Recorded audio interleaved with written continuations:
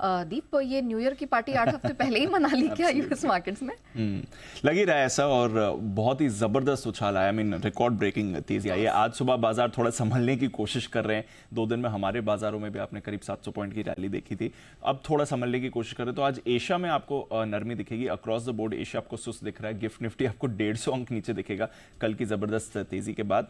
But हाँ, US बाजार ने तो कल सारे रिकॉर्ड्स आपके लिए तोड़ दिए। कितने भी आप उसकी बात करें, रिकॉर्ड्स पर रिकॉर्ड्स कल टूटते दिखे आपको। सभी मेन इंडेक्सेस में नया रिकॉर्ड हाई बना है। 1500 पॉइंट की रैली आपने डाउ में आती हुई देखी है। 3% का उछाल नैस्डैक में था। सभी स्टॉक्स में खरीदारी यहां पर आपको दिखी। S&P 500 2.5% ऊपर उछलकर अब 6000 के बेहद करीब आ गया है। जितने भी टारगेट से इस साल के S&P 500 के, वो सारे आपके लिए अचीव हो गए हैं। रसल 2000 जो इनका स्मॉल कैप इंडेक्स है, उसमें 6% की तेजी आपने आती हुई दिखी। तो अक्रॉस द बोर्ड बड़ी खरीदारी थी। बैंक्स, IT, सेमीकंडक्टर सब में तेजी थी।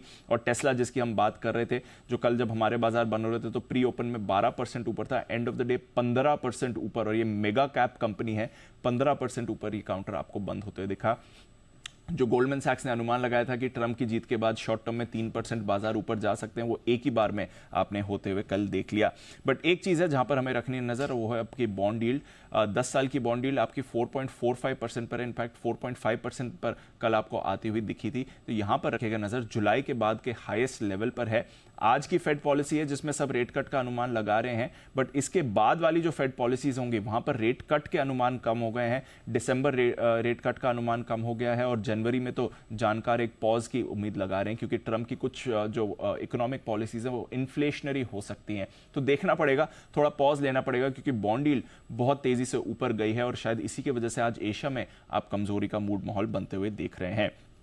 यूरोप में आपने कल कमजोर एक्शन देखा था। आज बैंक ऑफ इंग्लैंड की भी पॉलिसी, तो देखते हैं क्या निकल कर आता है।